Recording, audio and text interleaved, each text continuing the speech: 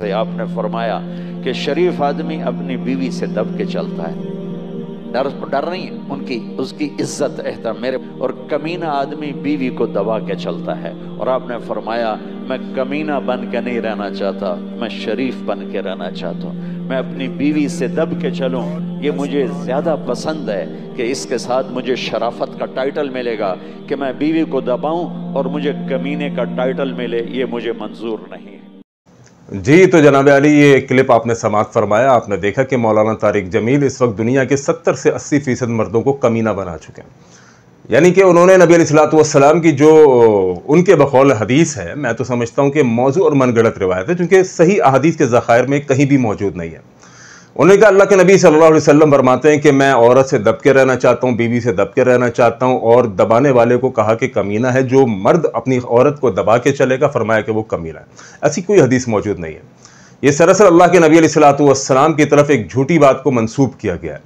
और अल्लाह के नबी सल्लल्लाहु अलैहि वसल्लम ने फरमाया कि जिसने जानबूझकर मुझ पर कोई झूठी बात कही, वो अपना ठिकाना जहन्नम में बना ले। यानी मौलाना को डरना चाहिए ऐसी बात करते हुए। और ये पहली दफ़ा नहीं हुआ है, ऐसा बहुत सारी दफ़ा हो चुका है कि मौलाना तारिक जमील साहब की तरफ से ऐसी अहादीस आई कि जिनका वजूद ही कोई मौजूद नहीं था। ढूंढने पर मालूम चला कि मौलाना तारिक जमील की फैक्ट्री से निकला हुआ माल है, अहादीस के ज़खायर में कहीं मौजूद नहीं है। और ये हदीस ख़वातीन चूंकि इसको बहुत तेज़ी से फैला रही हैं, बहुत तेज़ी से वायरल कर रही हैं, चूंकि जनाब आली उनको इसमें अपने हुकूक नज़र आ रहे हैं, अपने खावंद को भेज रही हैं कि जनाब देखो कितना शरीयत ने हमारा हक़ रखा है, आज के बाद हमें दबाने की कोशिश ना करना। देखें, ये बात अपनी जगह पर है, दबना दबाना ये मसला एक अलग है। लेकिन इस वक्त बात ये हो रही है कि नबी अलैहिस्सलातु वस्सलाम की तरफ ऐसी हदीस को मंसूब किया जाए जिसको अल्लाह के नबी ने नहीं बयान की। तो नबी ने फरमा दिया कि वो शख्स अपना ठिकाना जहन्नम में बना ले, कि जो बात मैंने नहीं कही और वो मेरे नाम से लोगों में पहुंचाता है। अब इस क्लिप को वायरल किया जा रहा है, वायरल करने वाले भी सोचें, हर चीज़ वायरल करने के लिए नहीं होती कि जो चीज़ आपके पास आया बगैर समझे हुए इसको वायरल करना शुरू कर दें। ख़वातीन के इस्लाम में बहुत सारे हुकूक हैं। अगर आप अपने हुकूक के लिए ये हदीस को वायरल कर रही हैं, अपने शौहरों को इंस्पायर करने के लिए, मुतासिर करने के लिए, या उनको समझाने के लिए कि हम पर रोब दबदबा मत डालो, तो आप बहुत सारी अहादीस का सहारा ले सकती हैं। अल्लाह के नबी सल्लल्लाहु अलैहि वसल्लम ने फरमाया, मर्दों को खास तौर पर अला वस्तौसु बिन्निसाइ खैरा, मर्दों में तुम्हें वसीयत करता हूँ, नसीहत करता हूँ कि अपनी बीवियों के साथ हुस्न सलूक का बर्ताव करो, उनके साथ अच्छा बर्ताव करो। और बहुत सारी हदीस ऐसी मौजूद है जिसमें अल्लाह के नबी सल्लल्लाहु अलैहि वसल्लम ने औरतों के हुकूक का बयान किया। लेकिन ये बात करना कि जो मर्द अपनी औरत को दबाए वो कमीना है, हदीस के अंदर ऐसा कहीं भी अल्फाज नहीं, बल्कि हदीस और कुरान के अंदर इसके बरखिलाफ मिलता है।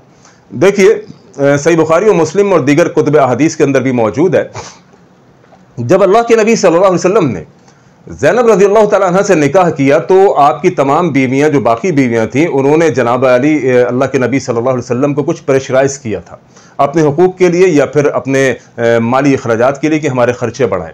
मुनाफिकीन की साजिशें भी कुछ साथ सामने आ रही थी। अल्लाह के नबी अलैहिस्सलातु वस्सलाम परेशान थे और 1 महीने के लिए अल्लाह के नबी ने किनारा कशी कर ली। उमर फारूक रज़ियल्लाहु तआला अन्हु आए और आकर कहा, अल्लाह के नबी सल्लल्लाहु अलैहि वसल्लम, ये हमारी औरतों को क्या हो गया है?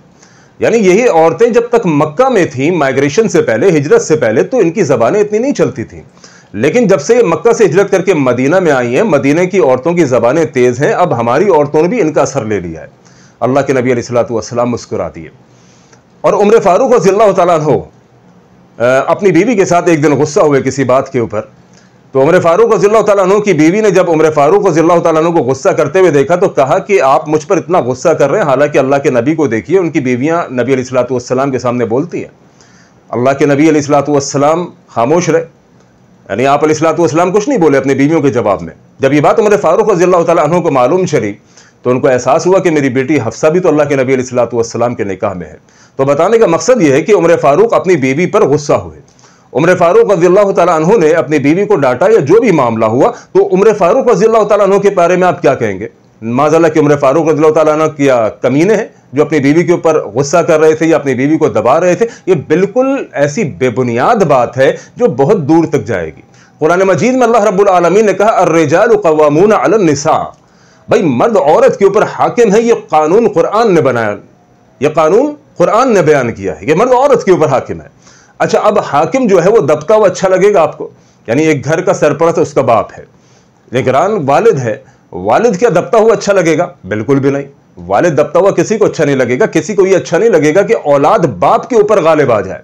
औलाद बाप को दबा दे, ये किसी को भी अच्छा नहीं लगेगा, दुनियावी उसूलों से भी अगर आप देखें। यानी बाप का वकार, बाप का मकाम सबको अच्छा लगेगा कि बाप से घर वाले बच्चे उसके दबने वाले हों। इसी तरह खावंद का मकाम है, खावंद दबता हुआ अच्छा नहीं लगेगा। खावंद के नीचे मातहत उसकी बीवी अच्छी लगेगी, खावंद के ऊपर उसकी बीवी अच्छी नहीं लगेगी। देखिए, वैसे भी अक्लमंद जो औरत होती है वो अपने शौहर को बादशाह बनाती है और खुद बादशाह की मलका बनती है, और बेवकूफ़ औरत वो होती है जो अपने शौहर को गुलाम बनाती है और खुद गुलाम की बीवी बनती है। अब ये आपके ऊपर है कि आप गुलाम की बीवी बनना चाहती हैं या फिर बादशाह की मलका बनना चाहती हैं। शरीयत दीन इस्लाम ने औरतों के हुकूक रखे हैं, बहुत सारे रखे हैं, लेकिन मर्द का मकाम और मर्तबा रखा है। इस हदीस का कहीं कोई वजूद नहीं जो मौलाना ने अपनी फैक्ट्री से ईजाद करके लोगों के दरमियान फैला दी और ख़वातीन धड़ाधड़ उसको वायरल करने में लगी हुई हैं। किसी भी बात को फैलाने से पहले उसकी तहकीक किया करें, उसकी तस्दीक किया करें। ज़रूरी नहीं कि कोई भी शख्स कोई बात कह दे कि अल्लाह के नबी अलैहिस्सलातु वस्सलाम ने कही और आप जनाब अली बिल्कुल उसके ऊपर ईमान लाएं और उसकी जनाब आप पब्लिसिटी शुरू करते हैं, उसको शेयर करना शुरू करते हैं। लिहाजा किसी भी बात को फैलाने से पहले उस बात की तस्दीक ज़रूरी है। इन जाअकुम फासिकुम बिनबइन फतबय्यनु, कुरान ने भी तहकीक का हुक्म दिया है, तस्दीक का हुक्म दिया है कि पहले तहकीक करो, मालूम करो बात दुरुस्त है या नहीं है। सिर्फ ये कह देना कि अल्लाह के नबी ने फरमाया और जनाब अली आपने उस पर यकीन लाए, ईमान लाए और धड़ाधड़ उसको फैलाना शुरू कर दिया। डरिए इस बात से कि अल्लाह के नबी ने फरमा दिया कि जो शख्स मेरी तरफ बात मंसूब करे जो मैंने नहीं कही, वो अपना ठिकाना जहन्नम में बना ले। अल्लाह करीम हमें अमल की तौफीक अता फरमाए, सही दीन की समझ अता फरमाए। अस्सलामु अलैकुम व रहमतुल्लाह।